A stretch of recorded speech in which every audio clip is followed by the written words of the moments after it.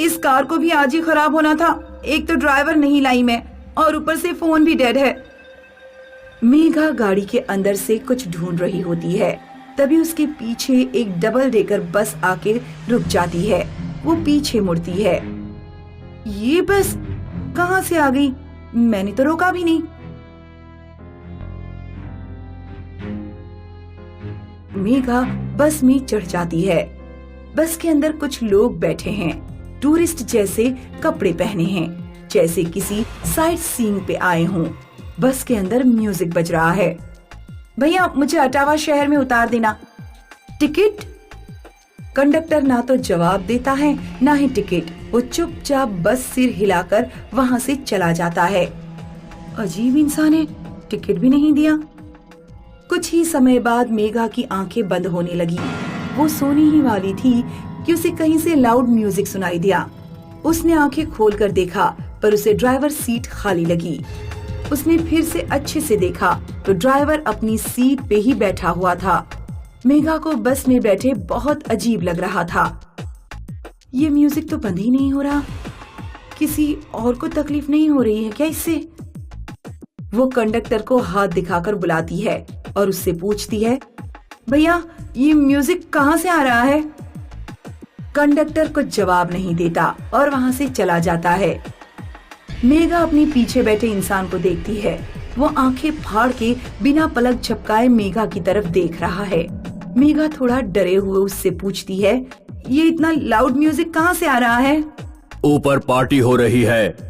रात के 12 बजे, वो भी एक चलती हुई बस में? कैसी पार्टी है ये?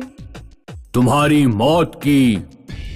एक्सक्यूज मी, ये आप क्या कह रहे हैं? इतना कह के वो इंसान उठकर ऊपर चढ़ने लग जाता है। धीरे धीरे हर पैसेंजर ऊपर चला गया।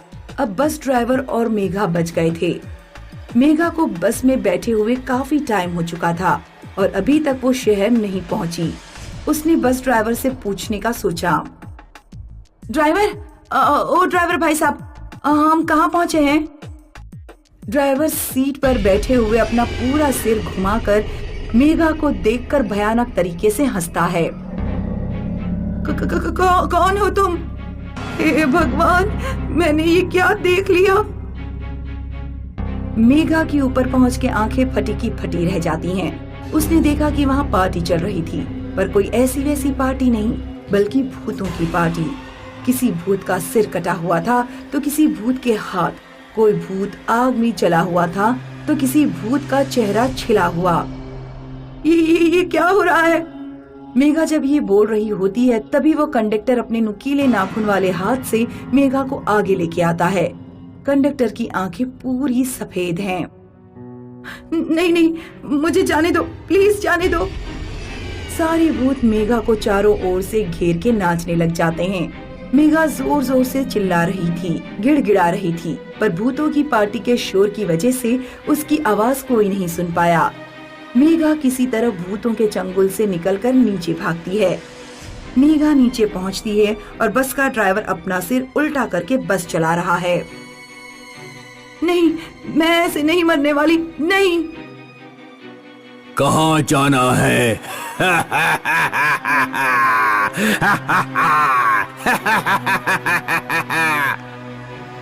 ऐसा कहते हुए ड्राइवर अपनी जगह से उठ जाता है और दोनों हाथ आगे करके मेघा की तरफ चलने लग जाता है। ऊपर से एक एक करके सारे भूत नीचे आ जाते हैं और सब मेघा की तरफ भागने लग जाते हैं। मेघा देखती है कि बस सीधे एक खाई की तरफ जा रही है। मेघा चलती हुई बस से कूद जाती है। मेघा बस से कूद के जख्मी हो गई और वो उस सुनसान रास्ते में हैरानी से उस भूतिया पार्टी बस को आगे जाते हुए देख रही थी। वो बस रुकी और यू टर्न लेने लगी। मेघा अपनी सारी ताकत जुटा के भागने लगी।